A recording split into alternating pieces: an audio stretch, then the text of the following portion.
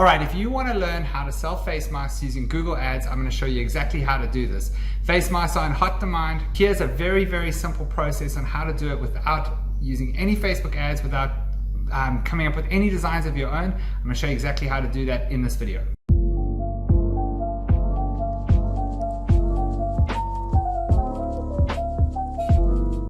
Hey guys, Peach here and welcome to this video. What we are going to talk about today is how to sell masks. So in this video we're going to cover the following. I'm going to show you where to find masks to sell. I'm going to show you how to create masks based on demand so we can look for niches that are in demand. I'm going to show you where to find designs that you can use for those masks that you can pick up for $2, $3, $4 and you can put them on instantly. I'm going to show you how to set up your product listing and how to optimize your store properly. And then I'm going to show you how to create a Google shopping ad in order to sell those masks. So the idea here is that you are selling masks, which are a hot product. They help people and you are selling them free of Facebook ads. So if that sounds good, I think you're really going to enjoy this. So let's jump in. There are a couple of ways that you can do this. Number one is you can look at Google and you can type in something like face mask dropshipping USA or UK or wherever it is you want to sell your masks, or something like face mask POD, print on demand. There are lots and lots of companies that are offering these. One of my favorite ones that I like to use is a company called Gear Bubble, and they have face masks that you can use and they can put a full print on them. So if you take a look at this, we just have a quick squiz at the mask itself and at the numbers.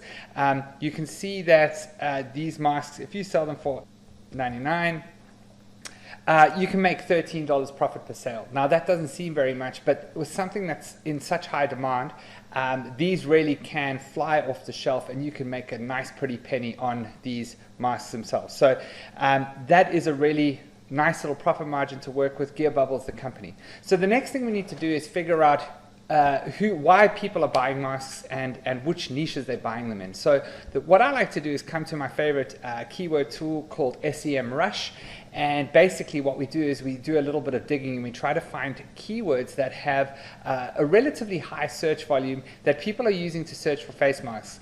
And one that jumped out at me was Golden Girls face mask, and this is something I wouldn't have thought of in a million years. And the search volume is pretty decent, and you can see that people are actually searching for these. And then when I jump to Google and go and have a look, it's actually a thing, right?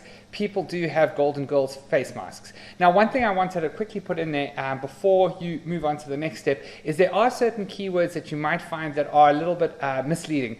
For example, avocado face mask. That one got me really excited because I have an avocado t-shirt that I like to wear, but what they actually mean is the actual avocado that you put on your face for a beauty thing. So there are a couple of those kinds of keywords, so just keep that in mind when you're doing your keyword research.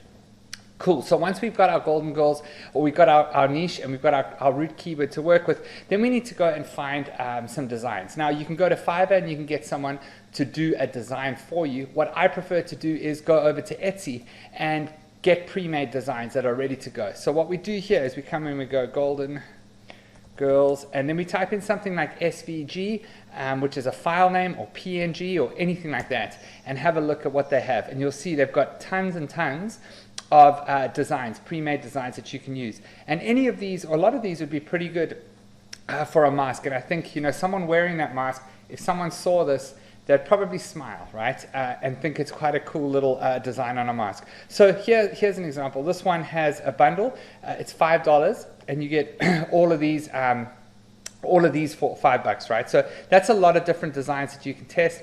If that doesn't float your boat, come and have a look. Just scroll down. There's a whole bunch of them over here. In fact, there are 1,000 different results just for Golden Girls SVG. You could also try something like Golden Girls PNG, right? And that will give you a different file name. There's 786 results there, and you can scroll through and check out some of these. So once you've found the one that you want to do, the idea next is to then go and actually create the listing on your Shopify store.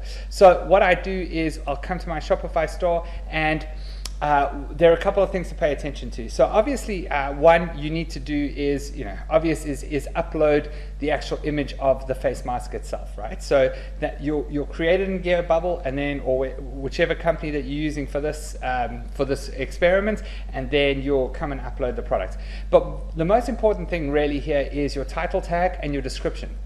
Because the way Google Shopping works is that you can't actually bid on keywords. Google will go and look at your listing, and based on your title and your description, Google will then try to figure out what your product is, and they will then display them for those keywords. So what you want to do here is you want to put in your main root keyword, which is Golden Girls face mask, but you also want to start to add sort of other keywords, something like face protectors or any other, Ruth is the one. I'm not a Golden Girls person, but I think someone was called Ruth. So you can put in the names of the people, Betty White, all of that kind of stuff. You can put in the names of the characters and the names of the actresses, the names of face protector, and all those kinds of sort of related keywords into the title and the description.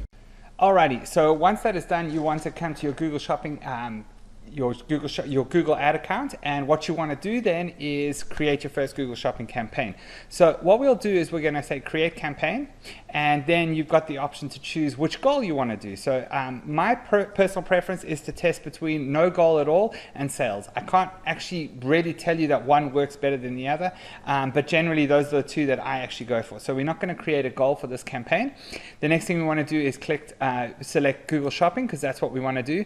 And then what it's going to do, it's going to pull out your merchant feed, your merchant center account. So when you are connecting Google Shopping, when you want to connect to Google Shopping through Shopify, you go through an app that goes to the merchant center. So there's kind of a few different steps. You create the product in your Shopify store, then you need to upload it to the merchant center, and that's what handles your entire feed. And then that feed pushes through to Google Shopping, and then you can kind of tweak what you want to advertise and what you don't want to advertise. So for this particular example, this is the merchant feed, and we are advertising in the United States. And then what we want to do is select what kind of campaign we want to do, either smart shopping or standard shopping. Now, the difference is that if you choose smart shopping, Google is going to basically take the reins of your campaign and show it across multiple different areas.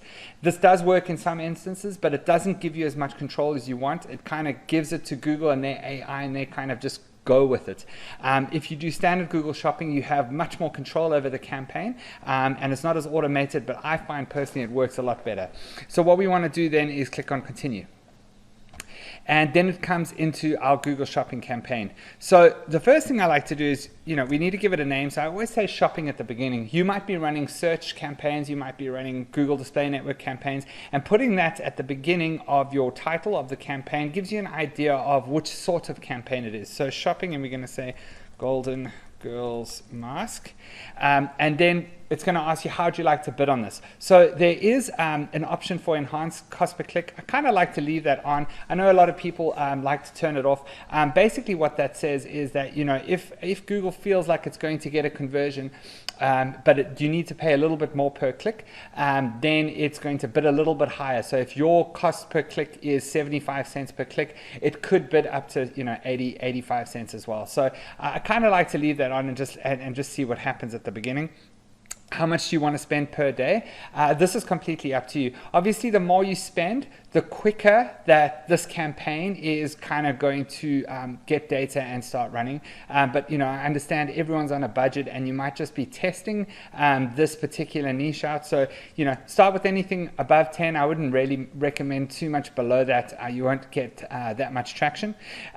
For this particular campaign, we are going to be selecting a priority. Now, for something like this, where it is a product specific keyword that we're going for, so in other words, we're not going for face masks, we're going for Golden Girls face mask. It's very, very specific. Someone knows exactly what they want. This is a buyer keyword. We will go and we'll select high. Okay, because we want this to be a high priority, because it is that buyer's keyword. I generally leave Search Network on. You don't see a hell of a lot of traffic come from there, and then I'll just turn off YouTube, Gmail, and Discover, and then you can select your country that you're in.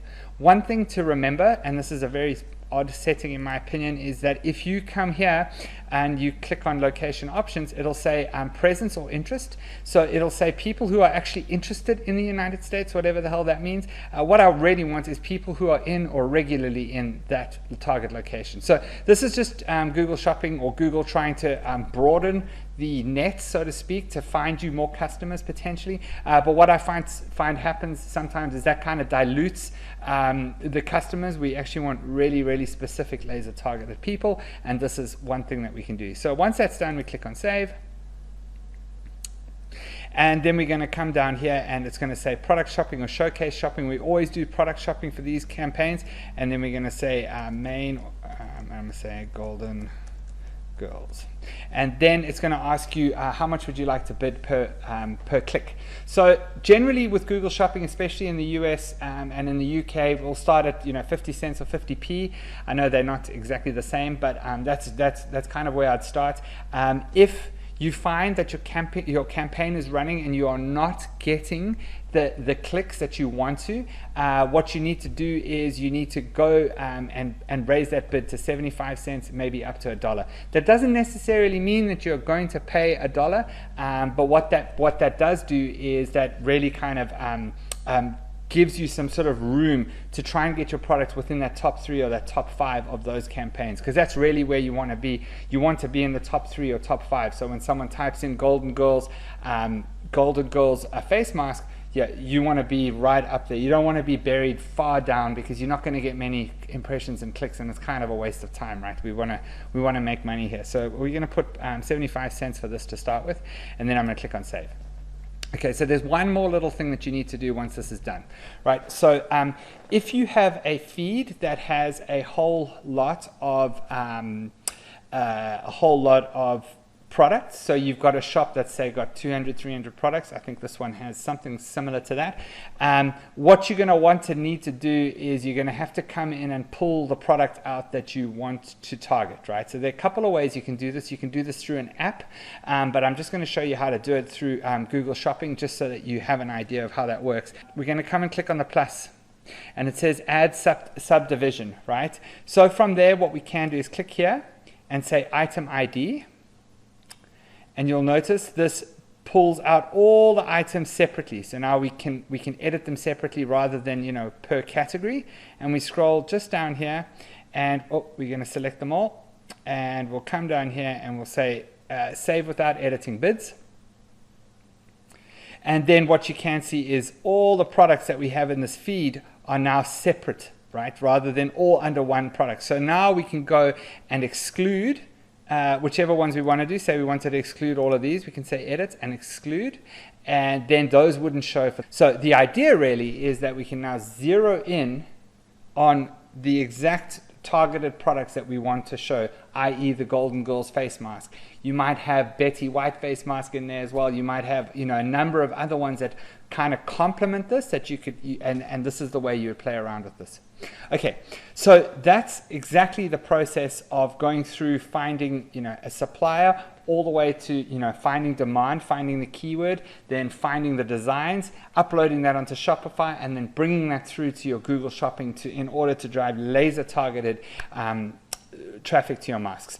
One last thing I will say, that if your masks do get disapproved, all you need to do is to hop onto chat. So how we do that is come to this little help button over here and get help, right? Or contact us, either one. And what you want to do is just tell them that you are not selling medical grade masks, because you can't sell medical grade masks for whatever reason on Google or Amazon or Facebook. And just tell them that they're cotton masks, and they will then approve those masks. Okay, so that's the only little thing that you must just remember that might happen, and it's a very, very easy fix. Cool. So I hope that was helpful. If you have any questions, drop them in the comments box below. Give the video a like if you enjoyed it, and make sure you subscribe to my channel for more videos like this. And I look forward to helping you in the future. Cool. Talk to you soon.